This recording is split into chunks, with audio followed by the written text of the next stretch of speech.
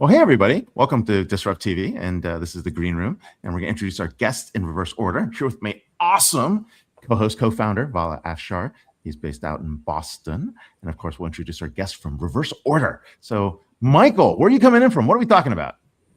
Oakland. Talk about whatever's interesting to you and the audience. Oh, come on, we got the biggest mind in AI here. So we'll talk about all the different things that are happening. What's real, what's hype. Ron, what are you coming in on? Where are you coming in from? And I am back from your trip in Amherst, Massachusetts, just 2 hours west of Vala, who's in Boston. I am tired today because I just arrived at like midnight last night from San Francisco. But I was at the Human X conference this week, and I guess we're going to talk about Human X and some of the things that I learned and, what's going on in AI, because that's all we talk about these days. Right? True. You had some exclusive interviews and panels that you were moderating. So we'll get some insights there. And then Ena, where are you coming in from? What are we talking about? Yeah, so I'm coming in from Orange County in Southern California, and I'm here to talk about what's happening in the nursing education space and the career pathways. Very cool. 3 hot spaces, 3 hot guests. We're going to do the count. So we'll do the count and we'll take everyone on and off. Ready? Okay. 3, 2, 1.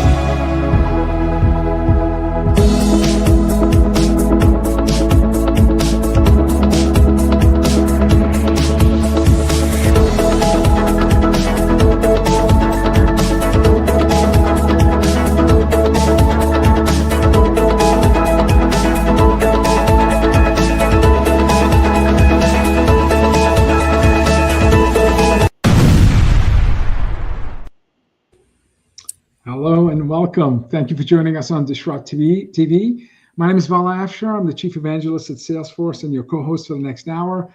We welcome you to follow us on X at DisrupTV Show. Send Ray, myself, our distinguished guests, your questions live, and we'll do our best to answer them. It's my pleasure to introduce my co-host, Ray Wang. He's the CEO, founder of Constellation Research. He's the best-selling author of Everybody Wants to Rule the World. Ray's a regular television news contributor, Fox Business, Yahoo Finance, CNBC, Bloomberg. Brother, I see you on TV almost every day. And he's one of the top futurists on X at RWANG0. Welcome, Ray Wang, to DisrupTV. Hey, thanks a lot. Here with my awesome co-host, Vala Afshar, the Chief Digital Evangelist of Salesforce. He's also the author of multiple books, including Boundless, Autonomous, and other ones. They're all bestsellers on Amazon, and of course, The Path to the Future. But the important thing is, executives around the world pay attention to every one of Vala's inspirational, insightful tweets. When he's not hosting, keynoting, or leading events at Salesforce, you can find him writing about insightful analyses on ZDNet, and of course, speaking at amazing events. He's one of the top keynoters in the world. If you've not heard him, you're going to want to. But we always have awesome guests, and who do we have to kick it off today to talk about a really hot topic? We get the best and brightest CEOs. We're so lucky. Ena Hull, President and CEO of Ultimate Health School. UHS was founded in 1999 with a vision to make a lasting impact in nursing and allied health education. UHS has welcomed an average of 150 students annually, proudly graduating over 1,000 individuals who have gone on to achieve incredible success in their chosen fields. In fact, UHS was named a winner of Nursing School Excellence in the 2025-26 Best of Virginia Awards. Ena brings over 30 years of leadership experience in higher education, healthcare training, and private equity-backed organizations to her role as President and Chief Executive Officer of Ultimate Health School. Appointed May of last year, Ena is committed to building on the school's strong legacy while leading it into a new era of growth, innovation, and student success. Known for her strategic vision and passion for workforce development, Ena focused on expanding nursing and allied health programs, strengthening community partnerships, and enhancing the student experience. Welcome, Ena, to DisrupTV. Thank you. Thank you very much. Great to have you. Hey, it's great to have you. Once in a while, I get to use my public health degree. So here we go.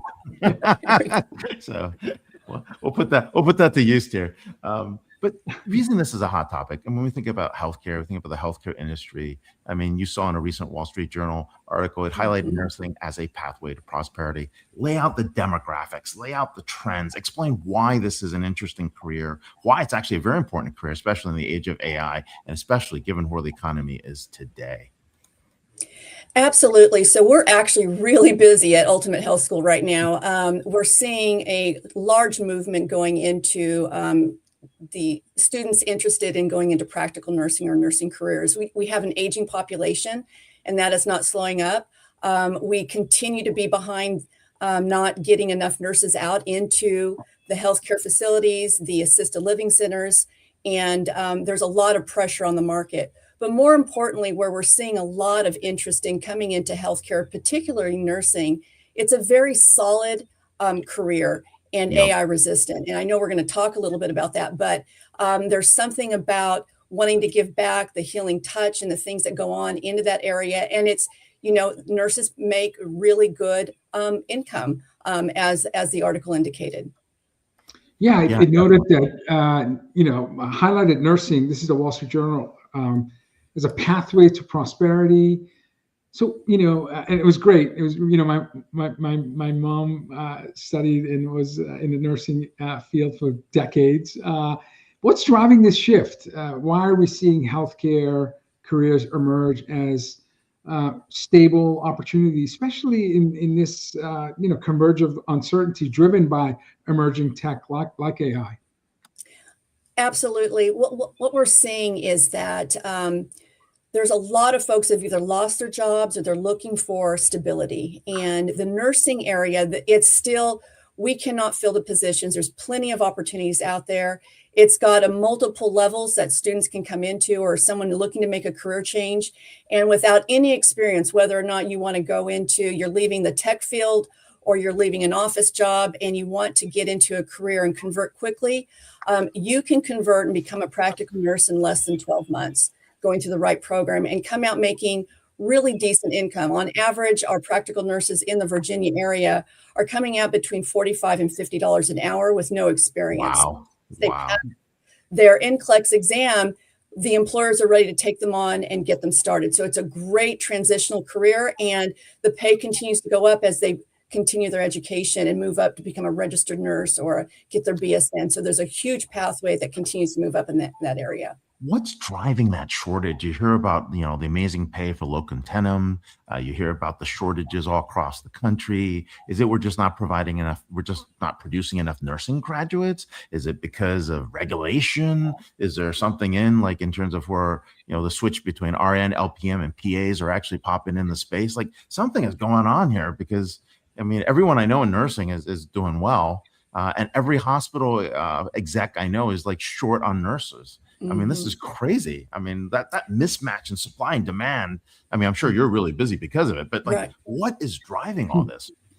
Right. Well, that's actually a really good question. There's a couple of things that create a backlog in this. We lost a lot of nurses during COVID. Obviously, there was a lot of burnout. And so our nurses just got tired and they said, no, this is not where I want to be. And so they left. And so trying to backfill already a shortage situation created some difficulty. But more importantly, in order to offer a nursing program, you have to have nurses who are willing to train your nurses. So you can't have anyone else. And so that also puts pressure on the market. We would love to be able to enroll more students, but it's all dependent upon our ability to hire qualified faculty to do that, which are, nurses with nursing experience. And what we find is that nurses don't become a nurse to become a teacher. And so creating that bridge is what I'm working on as well, to make sure that we can convert that. But I think we have a huge opportunity. I just mentioned we have a lot of nurses we lost because they were burnt out. Well, that's a lot of education that's sitting out there. we need to be able to bring those nurses back. If they don't want to work in a hospital setting, then maybe we can convert them to become an instructor because they have the experience and they can give back in that way and still make a decent amount of money. So there is a way that we can bridge that. We just have to think creatively about that. And institutions like mine that are a private for-profit school, we tend to be able to pivot more quickly than a traditional public institution can. Yeah, and the accreditation and all the regulatory requirements on the back end. There is a lot of regulatory. I mean, you have your state, you have your accreditor, and then the board of nurses as well. And each state runs functionally is a little bit different. And some states operate where they put caps on enrollments until you can demonstrate that your students are passing the NCLEX exam. So there's a lot of layers to it. But if you can do it well, and you know how to do it, and you ensure that you have great faculty that are happy to do that, then it's actually a very rewarding career, not only to train nurses, but also be a school operator in the space. You mentioned, traditional higher education. They're certainly under a lot of pressure. Declining return on investment thesis, slower pathways. We somewhat referred to. What else is broken? What attracted you to join your current institution, and what needs to change to alleviate some of the pressures that exist on traditional higher ed? Great question. So I've been talking about this for quite some time, and it's the actual the model. Students just do not have the patience any longer to sit in a 16 or 18-week semester or even trimester. The ability to move quickly and to learn faster in a different modality is what's driving the private schools to actually be very effective. We've been doing it for quite some time. So when we talk about modular-based education, that's one course per month. Instead of taking one course over 18 weeks or 16 weeks as a semester base, you can learn that knowledge and move quicker and be more efficient. You can have what we call more enrollment starts. So you can actually start new students every month versus every quarter or every 6 months. And you can deliver the education much more quickly and focused. Our students today also want a pay-as-you-go model. They are not interested in getting into student loan debt. So programs or career-based programs like my own, where we teach a program over 12 to 15 months and they pay as they go, and they're doing one class per month or one every 6 to 8 weeks. That is a model that has been effective for a while, but it's now getting a lot of attention in the traditional universities. And I worked in the traditional segment in the California community colleges for 19 years, so I know that model very well. It's very slow to shift because they have curriculums built around it. And by the time you get the regulatory approval to shift and change, it's almost too late. And so it's really, really critical that we build programs where students only want to do snippets. They don't necessarily want the entire, what I call the entire enchilada, where they want to do all of the gen eds. They want skills-based training so they can go to work quickly. That's actually, go ahead, Vala, sorry. No, I say it makes sense. More composable, more personalized, faster, more, it's just, that's, I think, true for all industries. And the ones who don't recognize that the modality and the speed and the scale are going to be left behind. I was Dr. Clay Christensen, if you recall, Ray, you and I, when we met him, unfortunately before his passing, his prediction was half of these institutions are going to be gone in the next decade. And I think there's some truth to that. Yeah, and related to that, I was going to ask you, the NCLEX basically changing, you went to new model in 2023, which actually rewarded clinical judgment. It actually did change, right? I mean, the pass rates are higher. I mean, you're getting 80 to 90% pass rates, but did you have to teach differently to make that transition to focus on clinical judgment as over the didactic approach in the past? Absolutely. That has been something, working with our curriculum providers to do that, to shift. And it's the way that our students need to think about the critical thinking piece when they're going into the clinical setting. So everyone is shifting right now, and there's some great partners out there. I've worked with both ATI and HESI as the platforms to deliver that model, and it continues to shift. I just had some strategic meetings about how we deliver this content and how do we deploy AI so we have really effective simulation models so that they're ready to go out there. That's the other thing. The bottleneck is part of the experience is to be able to get hands-on experience in clinical hours in your healthcare settings. And with hospitals and urgent care centers and others being so impacted with just delivering patients, to take on students in there as well, to get the hands-on training makes it difficult. So having really good simulation opportunities for your students and the technology to do that, so they can actually, if they can't experience in a live setting, they can have a modality where they can deliver and see in a crisis situation and see if we can test them and they can do it effectively. And we're getting better and better about that. Got to get to those 850, 900 numbers on those HESI scores. Anyways. My company a decade ago made a decision to make education available to anyone who has internet access for free. The platform was called Trailhead, and now we have 21 million active learners, monthly active learners, 21 million using the platform, learning about sales, service, marketing, AI, all of what we find important skills to have in the enterprise. What should employers, what's their role? How should they play a role in shaping education programs moving forward? So that's actually a great question. Really participating in your program advisory boards. Institutions, if you're not doing it already, you should be partnering with the employers and the people that are going to be hiring your students and vice versa. So building partnerships. One of the pieces that we are rolling out right now is creating a micro-credential product that's rolling out this summer, where we can go ahead and upskill the existing workforce in nursing in the areas, the specialty areas of geriatric care, palliative care, and now advanced wound management, because those are additional skills that are needed along the way. So we want to go ahead and work with employers in hospital systems. If they don't have the bandwidth to educate along the way, they need to tell us what they need and we can build it. Hospital systems and so forth are in the business of caring for others. They're not necessarily in the business of being teachers. And that's what we do well. So talking with and having these partnerships is so critical, and just listening to the industry and having working with your chambers of commerce and sharing with your local partners what you're rolling out and what do they need. And you can see that. So it really is communication. Yeah, I mean, we're definitely, this is an era where we're actually seeing a big shift in terms of how we actually engage, how we communicate, how we lead. You're definitely seeing that across the board. Nursing leadership is definitely one of those other areas where we're seeing a lot of gaps. We've got a generation of nurses that are being replaced. They're retiring much quickly. You got burnout issues that you have to deal with. Where do you see that future? What's needed in the next generation of nursing leaders? I mean, you don't have executive programs per se, but you're sitting in that role and you see what's required to build those. Absolutely. So when we look at the pathway, obviously leadership and stress management is a big key component. One of the things that I've actually had some long conversations with partners is how do we help our nurses and our nursing leadership teams manage the stress and pressure that they're under when they're in crisis situations, because it is a crisis industry. I mean, you're dealing with healthcare issues. You may all of a sudden hear a code blue and there's something going off, and helping our nurses regulate the stress levels in their nervous systems to get through that is going to be absolutely critical along the way. Wellness and longevity is a big hot topic right now. We are looking at that. I've talked to several partners about that, about what they want to see and helping our nurses not only survive, but thrive in the new pressures that they're dealing with, because it is a lot. It is not for the faint of heart.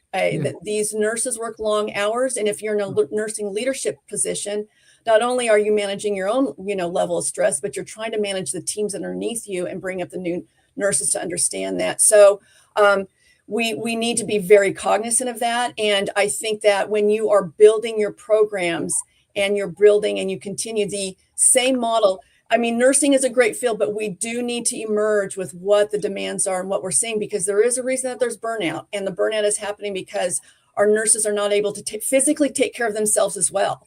They're putting everything out on the front lines, but we need to turn around and say, how are they taking care of themselves? 2 out of 3 is the number for burnout. That's a crazy burnout rate. I mean, Vala, think about that. Like, you train them, you put them into like 8 years of education, and boom, they're gone. They're gone in 3 years. Yeah. So we need to focus on the wellness of those nurses today. And I don't think that there's enough on that. And those are the conversations I'm having right now. Thank you for doing that.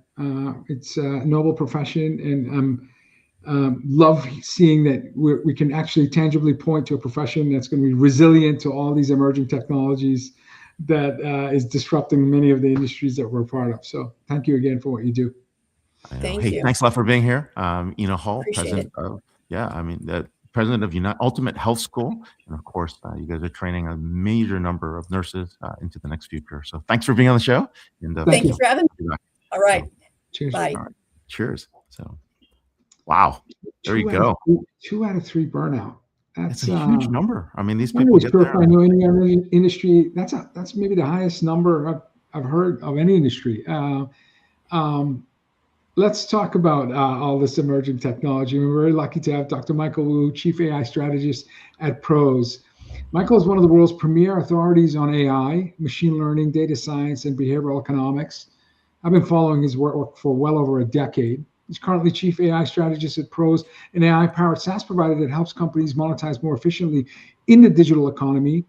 Michael has been appointed as Senior Research Fellow at École de Pont Business School for his work in data science, and he serves as an advisor and lecturer for UC Berkeley Extension's AI programs. Prior to Pros, Michael was Chief Scientist at Lithium for a decade. That's where I met him first, where he focused on developing predictive prescriptive algorithms to extract insights from social media, big data.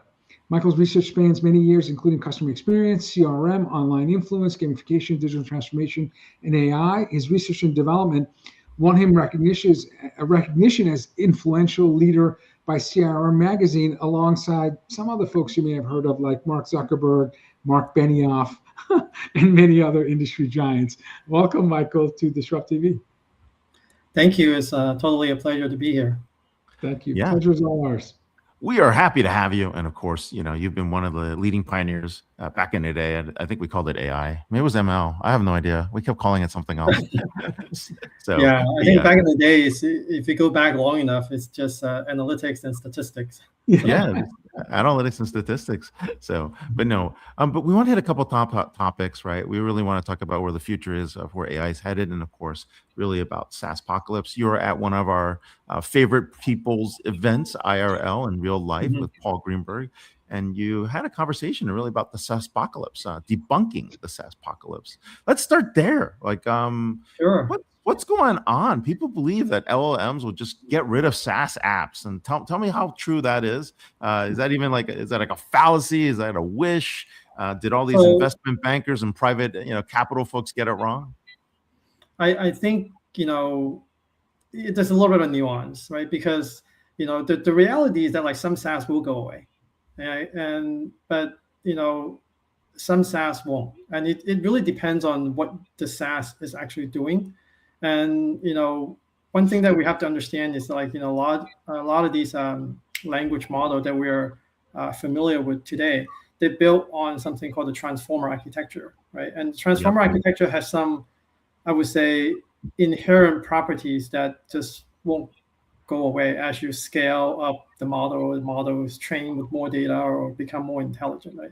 So these are, I would say, the intrinsic properties of these transformer-based language models, right? And I think some of those are, the inherent indeterminism of these language models, right? If you ask the same question twice, you will not get the same answer, right? And there's the black box nature of it, right? You may actually get the answer correct, but you don't know why, okay? And certainly we all have experience with hallucinations, right? And there's also, I would say, algorithmic bias, right? Because all of these LLM, every single one of them is trained with data to generate by human, and human do have these bias, right? In fact, once you train them in these AI algorithms, those biases tend to get magnified as well, right? And I think so these are, I would say, some of the, I would say, inherent properties of the language model, right? And even there's one more, I think, is the fact that they're, it seemed very fast, but the latencies of these models are actually quite high, in a SaaS type of environment, right? I mean, if you ask them a question, sometimes you would think for seconds and minutes to actually respond to. Seconds and minutes is actually very long, right? When we talk about SaaS response latencies on the milliseconds, tens of milliseconds range, right? So those are certainly not real time enough for anything, right? So because of there are these inherent, I would say, properties of these these language model, right, or that's based on transformer architecture, right?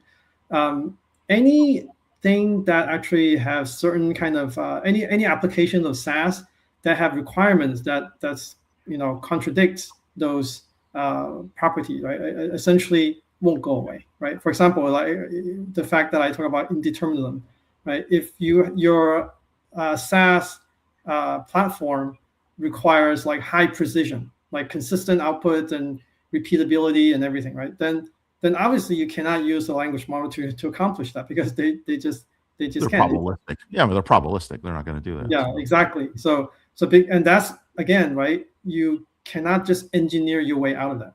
So as the language model get better and bigger and smarter, it will still be there, right?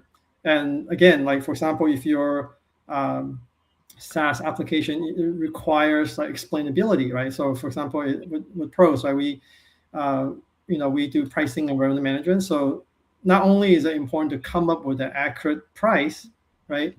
We have to explain why it would come up with that price, right? And if you're in banking or lending or something like that, it's not enough to come up with the really, really good answer, whether to, a really accurate answer for the credit score or credit worthiness of someone, or whether to lend someone money or not. You have to explain why, right? Yeah, and if you cannot explain why, then those applications basically, cannot use LM, because you inherently cannot explain the decision that they made, right? Makes sense. Yeah. So yeah, Dr. Wu wrote an extensive article. What we're talking about, we'll share it with our audience. But you listed there was about 7 intrinsic properties. We only covered a few here.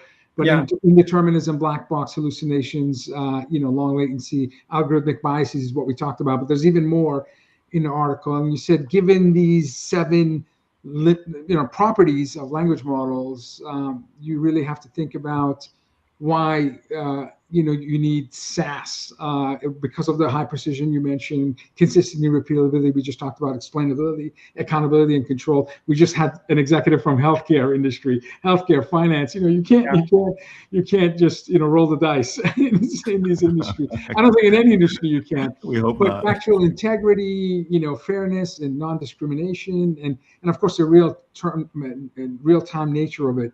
The sub-fraction milliseconds versus, again, 1 second or more, which is a lifetime in the world of SaaS and scale. So in summary, you said there are some SaaS applications that may go away.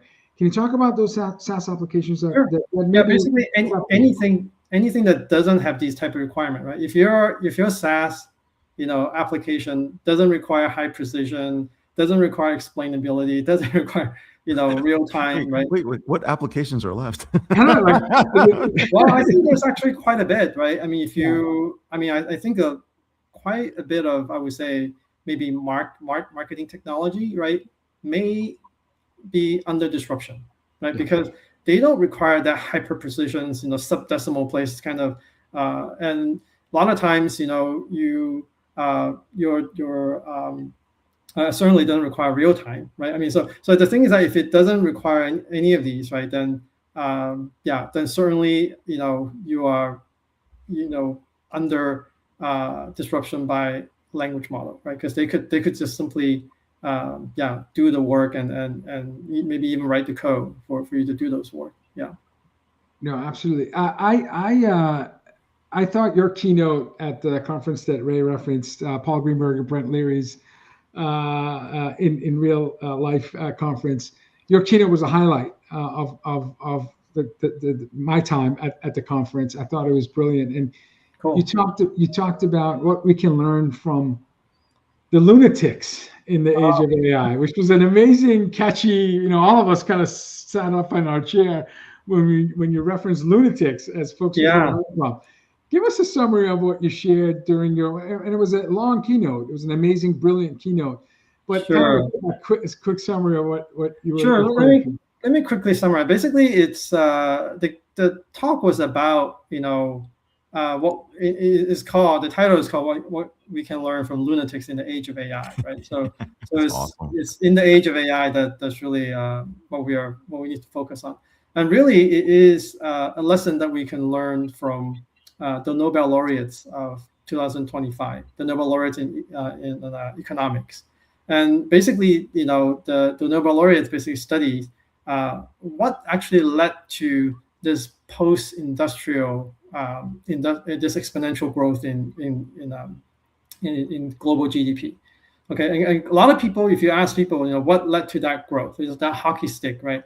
A lot of people would say, well, obviously it's because the innovation, right? The Industrial Revolution led to a lot of innovation, right? So the question comes down to like, how do we get more and frequent innovation, right? And two of the Nobel laureates basically studied that, and one of this, they studied it at the economic scale, okay? And we're gonna, take some lessons macro economic scale, right? So I think one of the condition is that you need to have this healthy competition, right? Because basically you don't want pure competition where everything is cutthroat, because there's no incentive for people to spend the time to innovate, right? If I spend the time to create some innovation that takes me a lot of time, some people is going to take it, right, and use it, right? And so why spend the time? There's no incentive for that, right? But you don't want pure monopoly either, right? If you have monopoly, then obviously the institution, the organization, don't want to spend the time to do research while they have a good stream of revenue coming in from their old old invention, right? So there's no incentive either extreme, right? So what they need is they need to have this healthy competition, right? So you need to have IP right protection, so that essentially you have some kind of monopoly, but not too long, right? So that give people the incentive to innovate and give organizations the incentive to innovate as well due to competition, right? So there had to be a balance of the two, right? So that's number one, right? And that lessons for, I would say, business leader in the age of AI is that obviously we need incentive to drive innovation, right? And then the second, I would say, condition to have this I would say frequent and more innovation is the fact that they study something called flexicurity. Okay, flexicurity is a practice that's actually quite common in the Nordic country, where essentially people who actually got fired or laid off, right? They actually get a healthy stipend, to support their daily kind of life, and they also get lots and lots of social programs to reskill them, retrain them, so that they can actually find their next job, right? And so people are in essence not afraid to lose their job, right? So that's the lesson there for the business leader is that you have to eliminate the fear of disruption. Right? If people are constantly afraid of losing a job because some disruption have come, right, then they're never going to try anything new, right? So those are the two conditions that's needed to have frequent innovation. But when you have those two, what the third kind of Nobel laureate found out is that it's actually not enough. It's actually not enough to have just these two conditions. You have a lot of innovation, I would say, but the growth that they drove is not exponential. It's more like linear. Yeah. Okay. So that's really interesting, right? So what's actually, so this Nobel laureate, Joe Mokyr is actually a historian. He actually studied a lot of civilization in the history, like how, innovation happens. And it turns out that, even before the Industrial Revolution, there's actually a lot of innovation that has happened, but a lot of them don't lead to this, exponential growth, right? They when they have innovation, there is some growth, but it's kind of additive. It looks more like a linear growth rather than an exponential type of growth. Okay, so what happened there? And the thing that this Nobel laureate found was that a lot of times in the pre-industrial age, right, innovations happen sort of accidentally. Right, people stumble on something that work, and they often accumulate working knowledge of the know-hows, or they know how to forge iron and make them strong and so on. But they will have no idea why. They will have no idea why that worked, because they don't have the science. They don't have the why it worked. Right? They know how, but they don't know why. Right? Learning by analogy versus learning by first principle. Yeah, exactly. So there are a lot of practitioners who discover how things work, but there's also philosophers and scientists. Back then they were called natural philosophers, right? So they're so these two group of people almost never talk to each other, right? And what actually drove this exponential growth, right? What he believed was that it's actually the consistent kind of compounding of this innovation, right? One innovation had to build upon another, right? Yes. In order for it to compound. And then that actually led to that exponential growth, Wow. right? And that actually require the people who know how to talk to the people who know why. Okay. And that's a group of lunatics. A group of lunatics. Yeah, the lunatics. I'm getting to that. Right? So, so this is actually, the convergence of these two group of people is actually institutionalized in the age of enlightenment through a lot of kind of social kind of setting, right?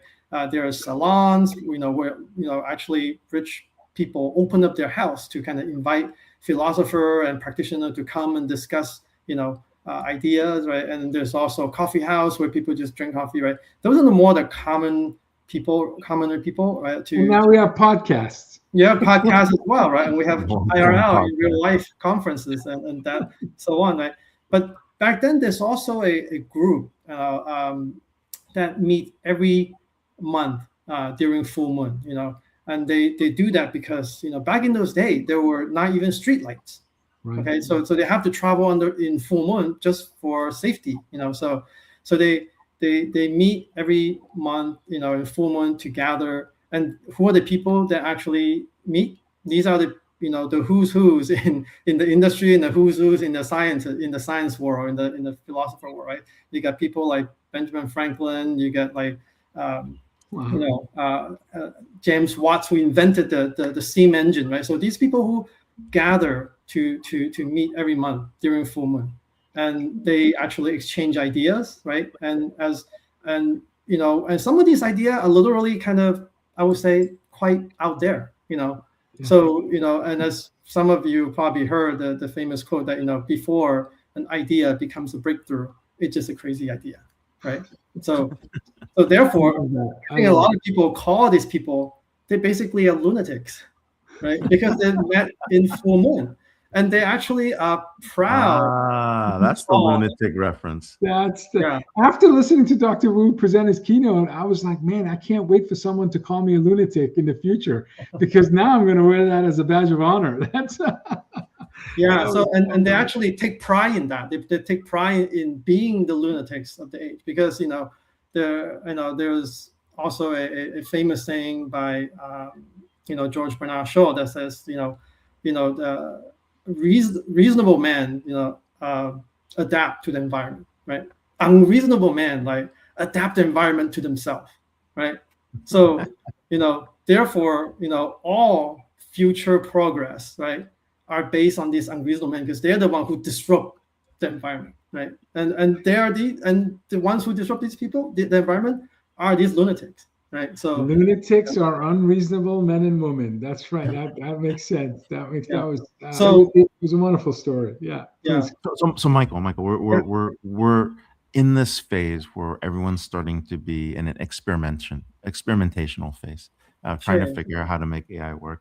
I mean, if you could just give people one or two pieces of advice before they get set up, what would that be? And we only got like 30 to 60 seconds left here. Like, what would that be? Like, is something practical to get them from the lunatic world to the current world of where we are today? Yeah, I think the first thing that you have to do is I think don't be afraid to experiment, right? I mean, experimentation is actually how we get this growth, right? So get your hands dirty, play with it, right?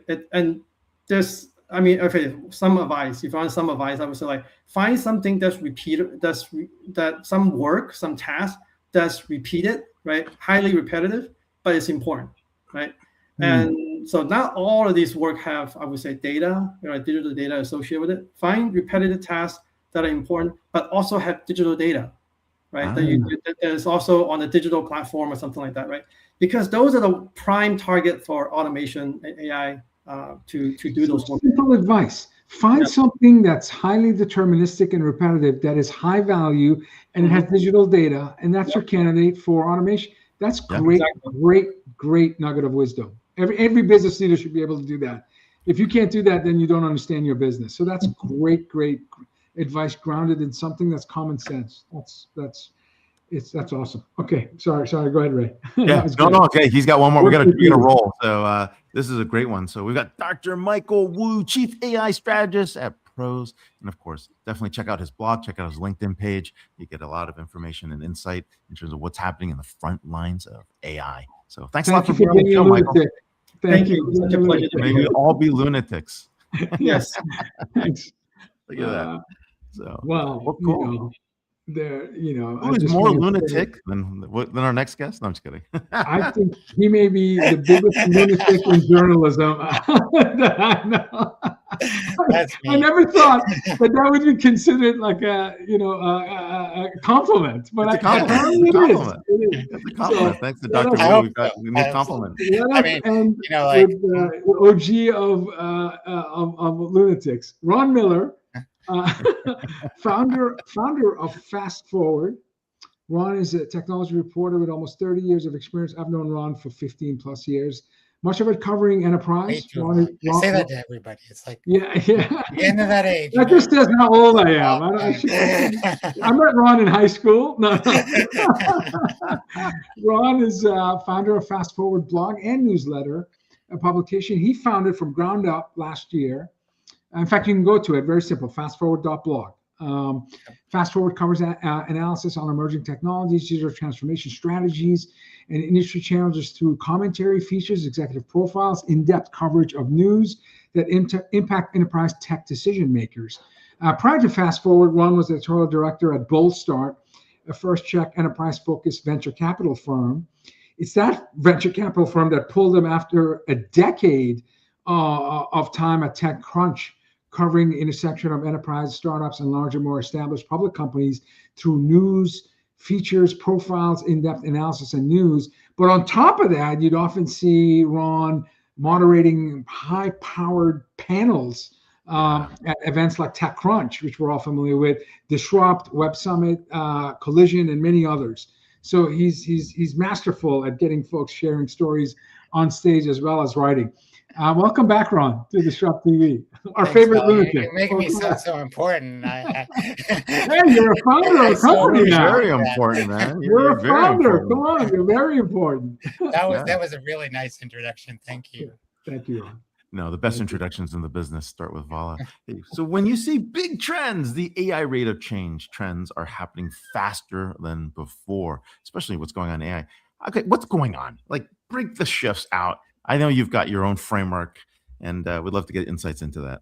So yeah, I mean, one of the things I don't have to tell you guys that the rate of change around AI, I mean, technology in general, but what do we talk about when we're talking about technology now? I write an enterprise newsletter every week, and articles that I write around that newsletter for the blog, and they're all related to enterprise. And if you're talking about the enterprise, you're talking about AI, and AI changes so quickly. I mean, there's just so many things happening in this space that it's impossible to keep up with. And I look at it as a journalist, and I look at it as a user because I'm using these tools, and there's only so many that you can use. I try to use a variety of models. I try to use a variety of tools. I love Granola, which is if you have a meeting and it will record it and summarize it in almost this magical way that's so accurate and apt. And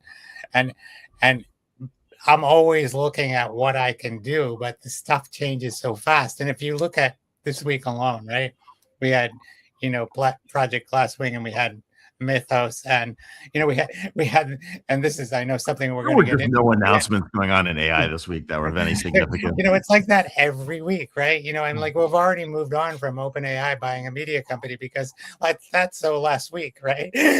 So I mean, this stuff is just moving very, very quickly. And good thing they didn't call us Vala. I think we're safe. We're safe. So. Well, that blog that you can create. I mean, the podcast you can create from Google ML. And it's really funny because you can almost make fun of it because, they sound exactly right. Yeah, they do. Yeah, I'm waiting for Ray to replace me with an agent in the very near future. But we need the human Vala, and I'll be the agent. That way, I don't know if the agent can do bios like I can, but I'm sure it can. I don't think so. I don't think so. So what? So obviously, as a founder of a publication site with newsletters and articles and interviews, you have to be out there. And you just came today midnight. You arrived from conference in West Coast, HumanX conference. Tell us about what is it, HumanX? Because I think it's only the second one, so many of our audience members may not be aware of it. What is it, and what did you learn? What were the big aha moments? And do you recommend our folks who are watching to consider going to it next year? Yeah, so HumanX is it's a conference that pulls together a lot of people to talk about AI, and from a business perspective. And I think that one of the things about that's uniquely human, and Esteban was at this IRL conference, and he was giving a lecture or a presentation on how his job could be replaced by AI. And I actually stood up and I said, no, it can't. I heard that. Because you're at events like this, talking to people like us, and like, no matter what model you're using, it's looking back at whatever data you fed into it, right? Yeah. Whereas analysts like, Esteban and you and people like Vala and me, we're out in the world talking to people all the time. And we're getting data that isn't in any database, that isn't on any website, that, when you talk to customers, you talk to companies, you talk to, executives, you get information that you just can't possibly get, from a model, because the model just doesn't have access to those, because it doesn't have legs and it doesn't have a mouth and it can't talk, So that's one thing. I just want to put out there that going to conferences has value and kind of separates us from bots, because bots have to deal with the data that they're given, and we can have all kinds of inputs and kind of make new things out of it and draw conclusions. And that's an important distinction, I think. But in terms of this particular conference, the strength of this conference, it's their third year. I was there the first year at the Fountain Blue. Yeah, I stand corrected. I went last year. It was my first time. I was in Las Vegas at the time. It's in San Francisco.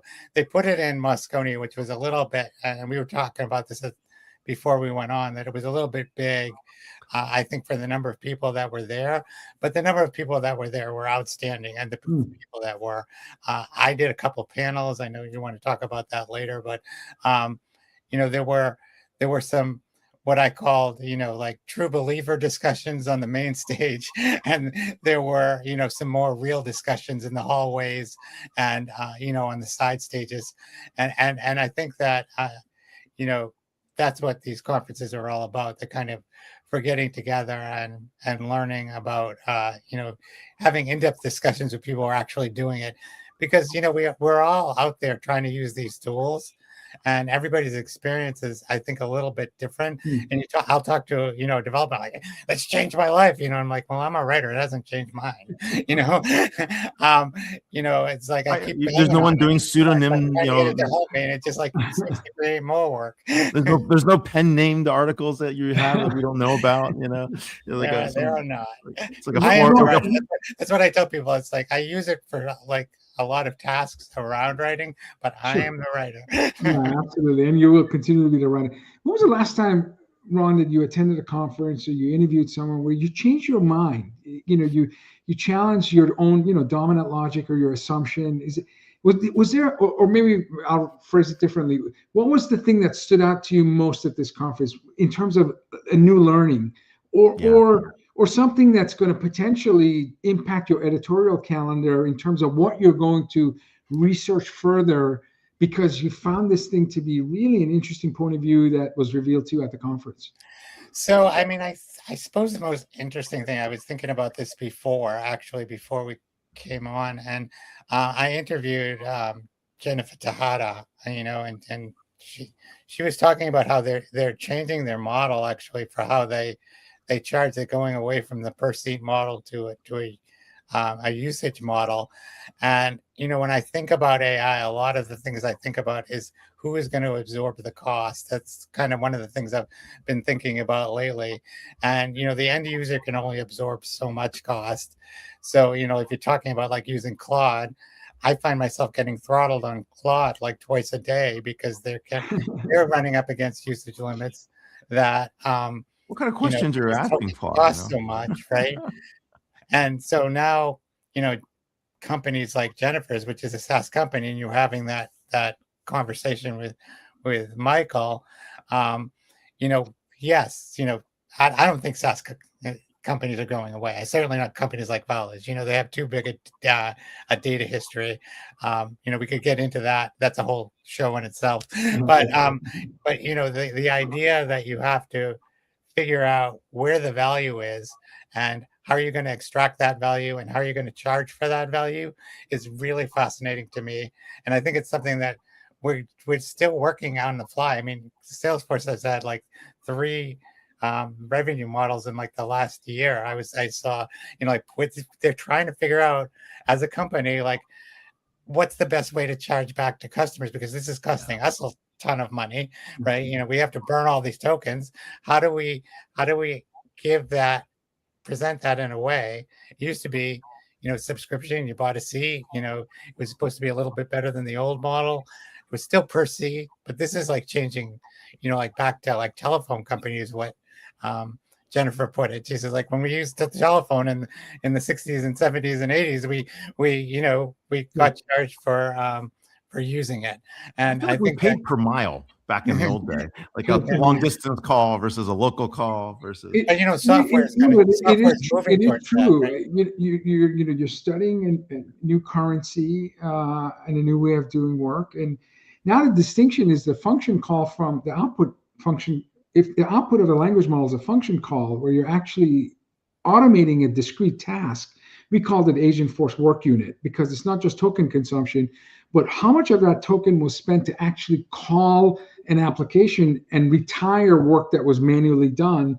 And so over time, and you'll see those ratios define efficiency of token usage, and you can slice and dice it by the partners you're using. Like an Accenture has a higher token utilization for retiring tasks versus a Deloitte or a BCG or a PwC. You can do it by line of business. You can do it by persona. This is all new, Right. like this is not something we did a year ago. So the rate of change in terms of learning and adapting and recognizing that there is different currencies that you got to recognize. I'm waiting for a marketplace where you basically, there's like a 2-sided marketplace where you pay for cron jobs for your function calls. Oh wait, those are agents. I mean, if you look back a few years though, the cloud was like this. We were in this. Sure. Zero interest rate period. People it happened in our career. And then finally, like somebody said, like, look, we just can't keep spending money like this. And products were created to control the cost of cloud usage, right? But it took 10 years to convince people of the subscription model. I mean, the launch, let's say 99, Salesforce, we were still no software and subscription service. 2009, that was the Dreamforce so it takes some time for people to recognize, business model changes and business model innovation. So Ron, what's hypey and what's not? What's real in the market? So I mean, everything's hypey right now. I think if you look at research of the success rate of what's going on in the enterprise, and I'm always trying to look at Accenture and Deloitte and McKinsey and then some of the vendor things, and like, no matter who does it, whether it's paid research or independent research, what you're seeing is that roughly 1/3 of projects, whether it's agents or generative AI projects, are succeeding in the sense that they get into production, however you define that. They're having some sort of way of measuring ROI and they're getting some sort of return on that. And that means 2/3 of projects are failing. And, I had a thought last week where I said, well, if 2/3 of projects are failing now, do 2/3 of projects always fail? And there is actually research to suggest that. I don't know if it's accurate or not, but there is research. Okay, we're baseline. We're baseline. This is the baseline. We're all okay. In baseball, if you're batting 333, you're an all-star. So you know, I mean, you know, you gotta really... I don't know if you're a software vendor that's the case. No, but we've implemented projects our entire lives. Believe you me, the batting average, when I say successful, like on budget, with the features you promised and with the talent you thought you had to actually deliver to the promise, it's always been a challenge. But the velocity, the speed and direction right now is unprecedented. So I can't imagine the percentages improving just given how fast we're moving. You know? I mean, and this stuff. But see, the thing is that I mean, we're starting to see it, and some of the reports coming out of, like, you know, the analyst firms like yours, right, are suggesting that CFOs are like, they're running out of patience, right? They're saying, like, we are spending and spending and spending because we didn't want to miss out on this true FOMO that has been created by a marketing machine, and the idea that, you know, companies will continue to spend money endlessly is just unrealistic. So there's a lot of hype, but here's the thing: there's a lot of good stuff, right? And I think especially the programming has become, you know, like, you've seen velocity increase, you've seen a whole new set of problems crop up because of that velocity, but you know, you've seen results from programming that you're not seeing from maybe some of the other options that are out there. And I think that we have to look at some of the successes and highlight what's realistically successful, and, you know, what's going to work for you. And, you know, if you're going to create a project, is it like really essential to your business? Is it going to make your business better? Is it going to make it run faster? Is it going to make you more efficient? And I'm not even talking about, you know, and then you have too many people out there making noise, and, you know, those people like Sam Altman and Dario, they're like saying things like, oh, you know, AGI is going to kill us, or it's going to remove all, you know, knowledge worker jobs in 3 years, is not going to make friends and influence people, you know, because it's not a realistic way of looking at this. You think it's going to go away? Knows that, you know, it does some good stuff. I mean, I heard you, Vala, talking about, like, your briefing books, you know, like, every time I go on a call now, I go into Perplexity and I say, tell me about this company. I'm going to be on with them in 10 minutes. And I get this, like, nice summary of who the company is, you know, about the executive I'm about to speak to. And it's like instant. It's like, I don't have to spend 3 hours. Meeting prep is 100x better than even 2 years ago. 100x. I mean, 2 orders of magnitude. And to a point that I don't speak to people that's what you have to anymore. watch for, Ray. Right? You have to be careful of that accuracy. But, you know, like, it's like you know, we were talking, like Michael was talking about, like, you know, so there are certain use cases where, you know, like, you know, 60 or 70% isn't going to be good enough. If you get most of the information about the company, unless if you ask a question that, you know, didn't have anything to do with what they've actually done, you might be embarrassed about it, but it's not going to be the end of the world, right? Whereas, you know, like he said, you know, if you're building a bridge or making a loan decision, you know, 70% isn't going to do it. But what my point is that there's a lot of stuff out there that it can do well, and that's what we should be concentrating on. And none of this hype, or like, it's going to kill us. And it's going to take our jobs, because it's I don't think it is. I mean, it may take some jobs, but I think at the end of it, off of the dystopian narratives and tropes. Right. And figure out what we can go actually physically deliver. Exactly, because there's good stuff out there, and if we get beyond the hype, and are almost out of time, Ron. I am so sorry. We're with Ron Miller, founder and editor at FastForward, one of our enterprise friends, and we're really happy to have you on the show. Favorite guest on this show. We'll see you in the green room. So thank you, Ron. Thank you for being here. Thank you for being here.